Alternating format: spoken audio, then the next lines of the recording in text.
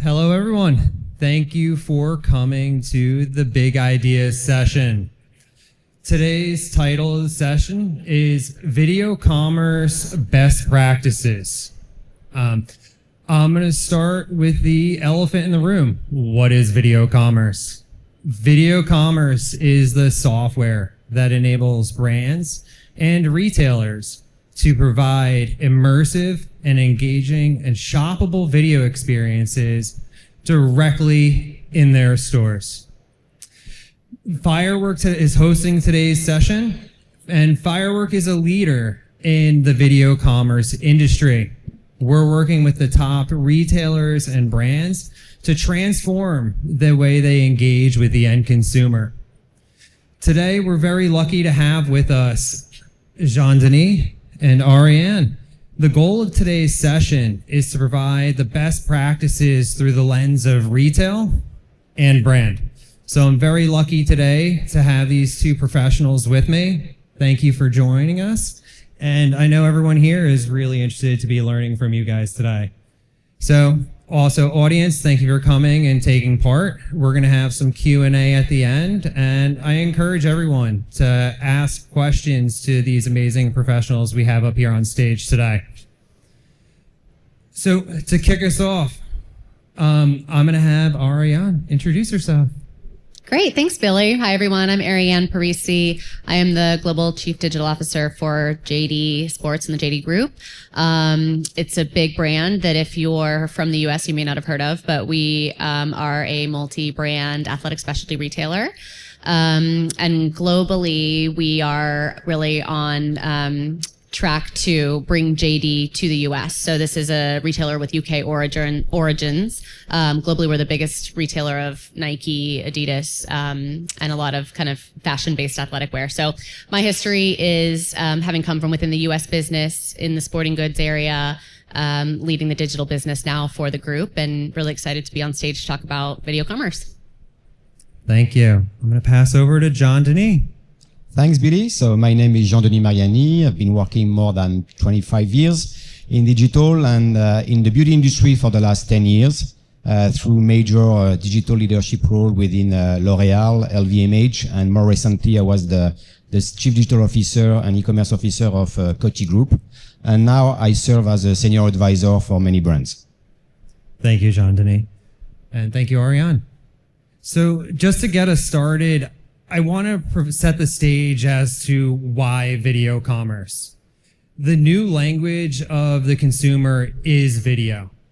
And that's apparent in how much time we all spend on our devices, whether that's our mobile phone or on our desktop or on our tablet.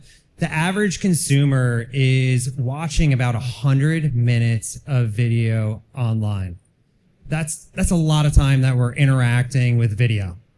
And the big problem today is there's a massive gap between where consumers are watching content and where they're actually making the purchase.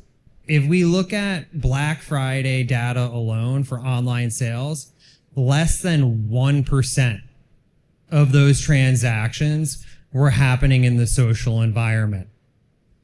So it's really important for us to think about the future state and that next generation, which is video and commerce together, where the transaction actually happens in the retail and in those brand stores, where the audience, the engagement, and that conversion is owned by the brand and the retailer. And that's really important because it's going to help us continue to refine our approach, capture the voice of the consumer, and actually protect the voice of the brand by having it in our own environment. And for us, Firework, the proof is in the numbers. We work with over 1,500 different retailers and brands, and the proof is in the average order value and that conversion rate.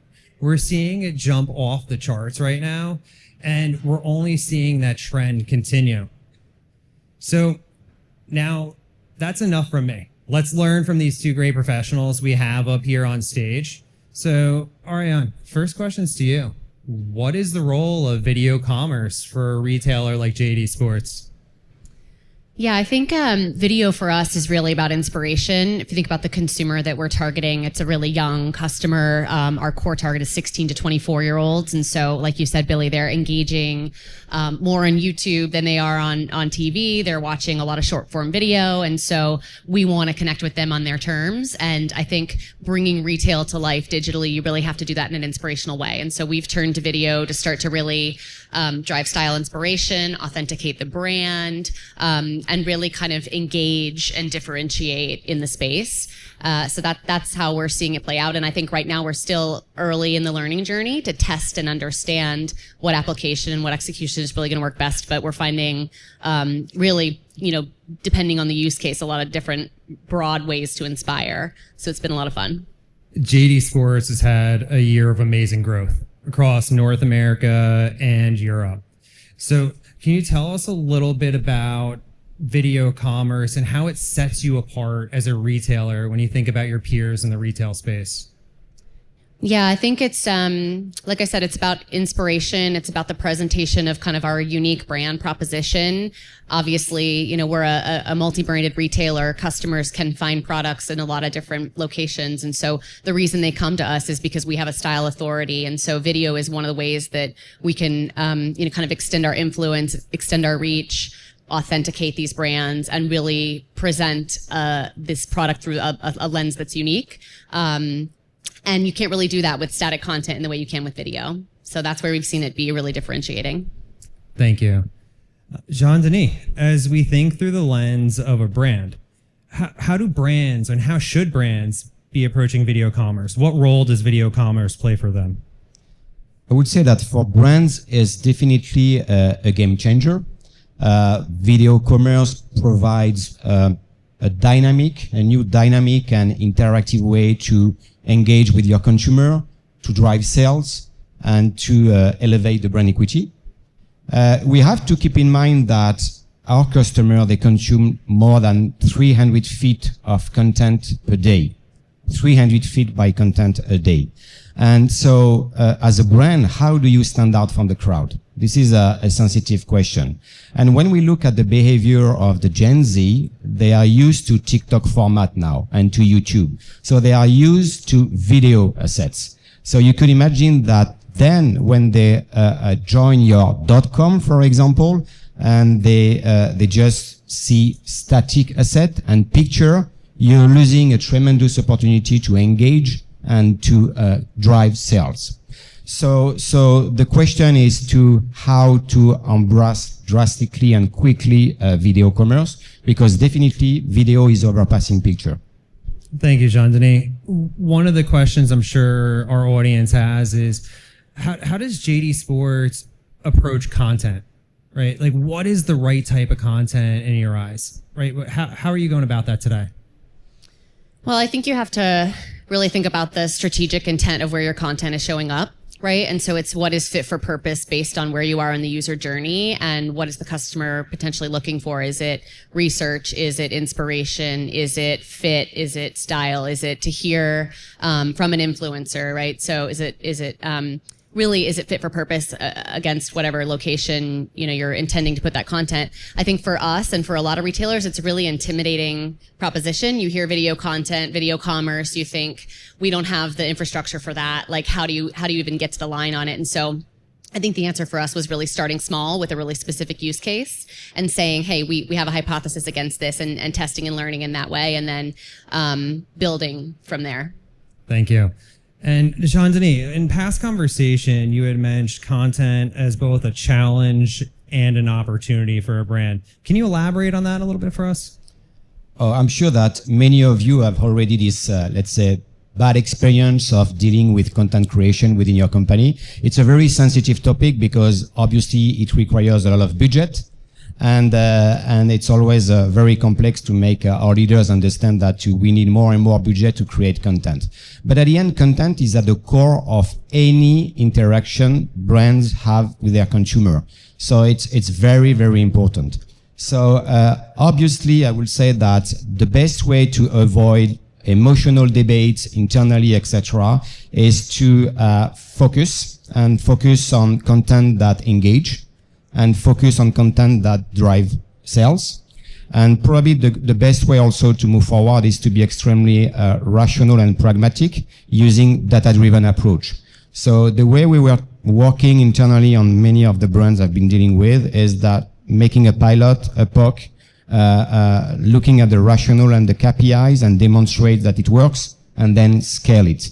So this is a good way to move forward, is focus on content that engage, focus on content that sells, and video commerce serves both objectives. Use data to be extremely rational. And the last point probably is very important, is to fully understand your consumer journey. So you have to respect the different stages of your consumer journey. So for example, when you're working on the top of your funnel, you're going to work on video related to educative content, for example. And when you work on the bottom of your funnel, you're going to focus on shoppable video. You're going to focus on UGC. So it's a question of being very precise and focused, and to use rational and KPIs to scale and to embark everybody in the content journey. Thank you. I think the summary for everybody is content is not one size fits all, and neither is video commerce as a whole, right? And that's a lot about what we're learning today. One of the big things that video commerce provides us with is this ability to spark conversation and build community.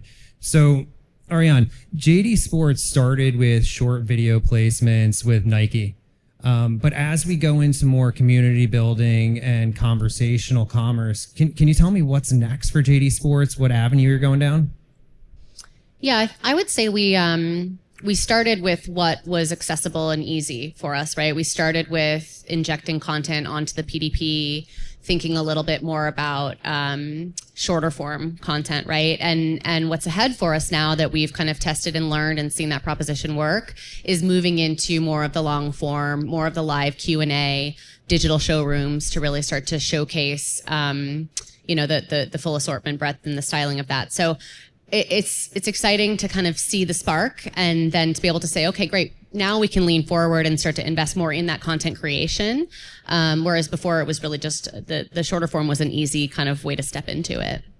Thank you. And as we talk conversational commerce with like a digital showroom type product, that's the ability to actually enable chat to happen alongside long form content. And it gives retailers and brands to capture the consumer's voice. What are they asking? What matters to them, right?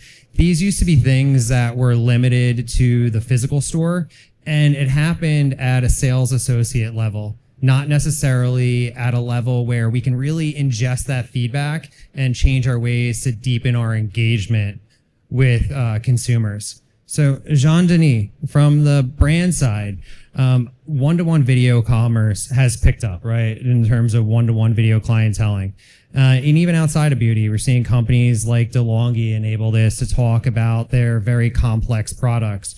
We've even seen Apple dive in and really have a lot of success with one-to-one video. Can you tell me through the lens of the beauty side, how should beauty brands approach one-to-one video commerce? So the good thing with one-to-one video commerce is that you create this emotional connection with your consumer, and this is a key topic, in fact. How do you how do you bond with your consumer in a very dynamic and modern way?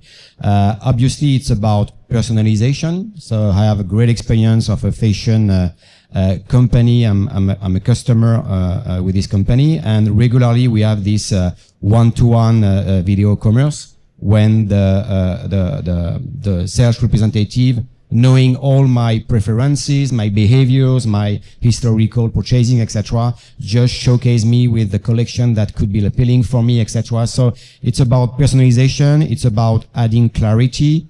It's definitely a game changer when it comes to the way you showcase the product. And it creates, because of this human touch, it creates this emotional connection, which is a strong requirement in terms of brand experience elevation. Thank you for that. And, as we move forward, the digital store is just one channel for consumers to interact with. And, I found this quote a few weeks ago. JD Sports has defied the overall trend of retail in the past year with just rapid growth and expansion, and big kudos to JD Sports in that approach. But I found this quote from the CEO about a single omni-channel experience, right? Can you tell me a little bit about how video commerce is going to play into that omni-channel experience? Yeah, I think obviously a big push for most retailers is not just omnichannel but connected commerce, right? So how do you engage the consumer? And Jean-Denis kind of said it. There's all these different touch points across the journey, and so we want to be consistent with how our brand shows up. We want to be authentic. We want to be relevant at all those touch points. One of the things I love about JD is how we come to life at retail is really engaging. So if anyone is in Times Square, you can go see our JD Sports store there. It's really a tremendous expression of the brand, and you'll find that there's a lot of digital engagement throughout that experience. And so obviously we're bridging, the physical to digital gap within those experiences and thinking about, what formats of video commerce really will land in the store. And then of course it's all about the personal device of the consumer and how that kind of travels with them. So what is this experience like on mobile? But we're more and more just trying to think about how we stitch that together so that their journey is really consistent across the board and that the content also is fit for purpose across all those touch points. Thank you for that. And Jean-Denis, I'm very curious to hear from the brand side, right? Because the brand isn't necessarily always direct to consumer, right? You have to work with your retail partners. So how should our brand marketers think about the role of video commerce, beyond the digital store into the physical store? So it's a good question. A lot of brands are just focusing on their .com, and they say, okay, on my .com, I'm going to have the best product, the best services, the best content, etc. So when you build, let's say, a value proposal for your .com, it's about exclusive product, it's about collaboration, it's about exclusive services, but content should be displayed on all the touch points, So the good objective is to, let's say, to take advantage of our retailer partners as an extension of the brand and to deploy and to maximize the reach of your efforts. So you're going to make a lot of efforts to create this content, this video content. So the winning recipe is just to maximize the reach of this content and take your retailers as a partners to continue to elevate the brand experience. I think the main thing that we see is both brand and retail sit at the center of this experience, right? And that can be offline, it can be online, it can be in these social channels, it can be in email, or even the JD Sports app, right? I think that the most important thing is we have to address consumers where they shop and be agnostic of those channels. So there's this new term that's come up in the last 6 months, the last year, of connected commerce, right? And the way that I like to think about this is when the retailer sits at the center of that ecosystem, the retailer really owns the relationship with the end consumer because they're the ones really engaging there. So can you tell me a little bit about how JD Sports really works with their brands to find that voice and to create that connected commerce experience? Yeah, I think the role of the retailer in these partnerships is to be as close to the consumer as possible. And so, we at JD have thousands and thousands of stores globally, and there's no better way to connect to the consumer than that in-store experience, right? The physical experience. So we really think that we bring these brands to life in a way that augments their brand image, and our goal is really to enhance their the way that those brands come to market, and also to feed back what the consumer connection is. So we very much put ourselves at the center of that, and we think that also, our association with these brands really authenticates the JD brand too. So in a market like the US, where we're relatively undiscovered and still, quite unknown, even though we're probably at about 300 stores or so, it does authenticate us to be a retailer of these brands that people know. So in our early days with Firework, we actually took on a partnership with Nike to launch video commerce, and we knew that it would be brand enhancing for both of us, and we could co-create and execute on a vision that was shared around how we wanted the Nike brand to come to market at JD. And so it was a compelling case from a funding standpoint. It was a good way for us to forge an inroad into this concept and to execute video commerce. And so we think about ourselves almost as an authenticator and an extension of how those brands really connect with the consumer, and this was a perfect way to do it. JD Sports has an amazing image in the marketplace, whether that's North America or Europe. So what are some of the things that retailers should consider as they pull in content from the brands, right? In terms of content creation or just through the voice of the retailer. How should you approach that when you're talking to your brand partners? Yeah, I think there's, first of all, it's what's your strategic intent and where do you want it to come to life, right? And like Jean-Denis said, there's, depending on where the customer is in their journey, there's different types of content that you'll want to deploy. So I think just really understanding what is fit for purpose at what touch point of the journey and designing with that intent in mind. And then I also would say it's just, is it consistent? Is it authentic? Is it brand enhancing, right? And that doesn't mean that it has to be super polished. I think the thing that we're learning as retailers and as brands is actually the consumer today, like, really doesn't love that super polished content because they're used to TikTok, they're used to YouTube. Like, it's authentic, it's real. A lot of the time it's raw and it's a little bit less edited. So I think that content can be consistent and on brand without necessarily being through your brand voice. And I think that for consumers today, that's important for them to see your brand extended through, some of these other influencers who are coming from outside of your ecosystem. Absolutely. Love that.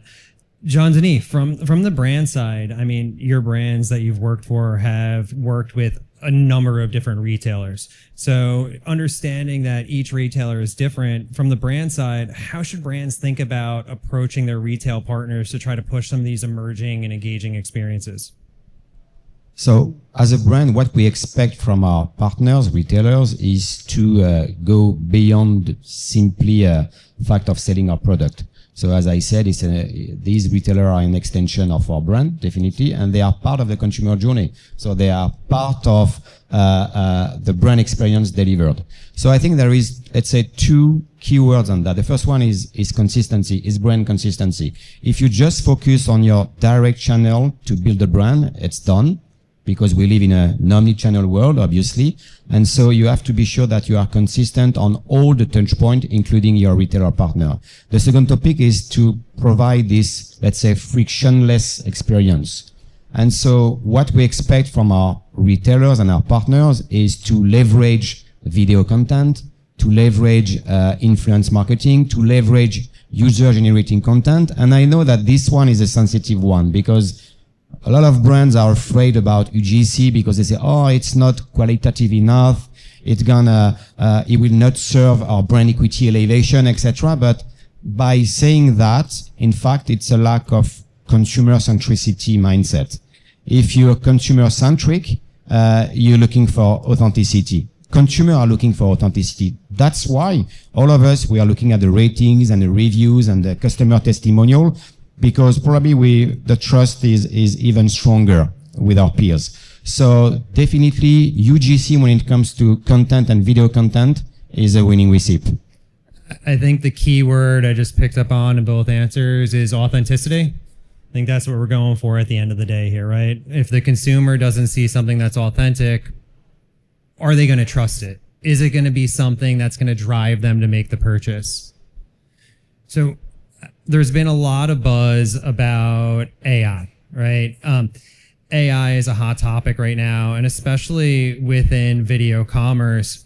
Firework, one of the things that we think about is how do you engage the consumer even when the human's not available? So one of the things that we're partnering with both retailers and brands is to enable the function of always on chat in a closed loop AI. Meaning that Firework's not tapping into ChatGPT or OpenAI. We're only tapping into the product details, the product feed, the order management to really understand real-time availability so we can answer consumers' questions authentically and in real time. Now, this also provides retailers and brands with a treasure trove of data because now you know all the questions that are really important to those consumers and what they're asking during these sessions.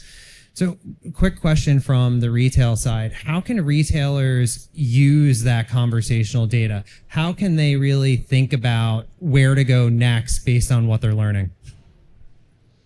It's a great question. I think I think AI plays a role, even upstream of that. I'm just thinking about one of the challenges we have today is how do you create enough content? Like the demand for content is so great, it's prolific. So I think AI is going to serve us well just in thinking about the content formats and the scale at which you can rapidly adapt those, right? And then the optimization of how that content comes to life and where. And then in terms of, Billy nailed it here with just the AI assist in terms of chat and how that serves it up. I think for us, that's probably the most meaningful thing is how are you finding the relevant information, right? How do you scan for relevance and use AI as the filter for that to serve consumers what they really care about and kind of filter through some of the noise that could otherwise get in the way. Thank you. And we can do some more about AI in the Q&A, but I want to get to what advice do you have for retailers and brands as they prioritize video commerce? And I'd like to start with the retail side of the equation. Like, what's your advice to other retailers as they embark on this journey? Yeah, I'll just share our experience, which was that we went into it because it was new for us. We started small, right? So start small.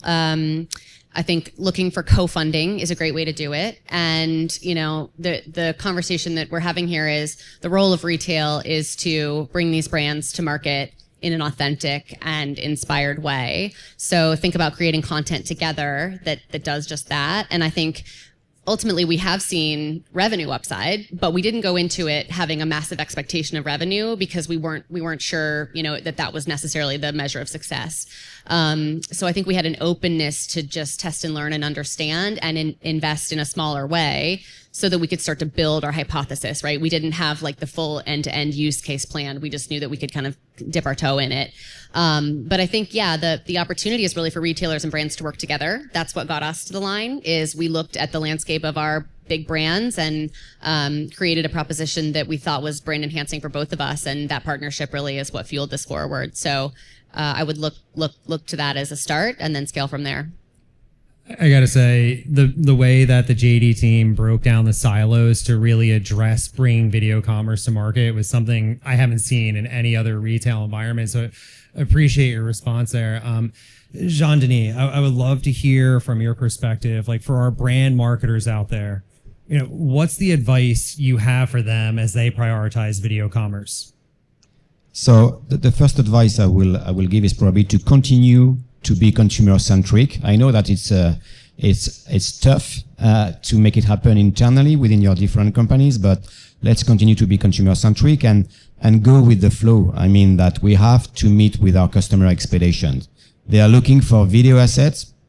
Let's give them video assets. So this is the first advice. The second one is that by experience, I've never underestimated the importance of choosing and selecting the right partners in our transformation.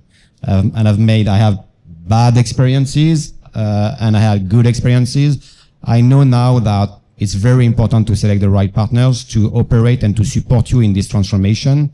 And by the right partners, I will say the partners that will be able to help us to define the use cases, to support us, and to stay very agile. The key word is to be agile, to be, as she just said, in a testing and learning phases. So you test it, you optimize things when it comes to video commerce, and then you scale it. And you scale it embarking all the key stakeholders of your phone companies because you're going to have the rationale in terms of KPI behind. Thank you. And if I'm hearing both sides, it's the final message today is try something new, be authentic, but retailers and brands really need to partner together to bring this to market and to change that consumer experience at the end of the day. And the ones that are doing it right are seeing a whole new level of growth, a whole new level of engagement. And it's really just the beginning of this. So I want to thank you both for joining us on this journey. Thank you. And please feel free to come by the Firework Lounge or the booth for continued Q&A today. Our teams will be there and ready to answer questions. So I want to thank everybody so much for their time.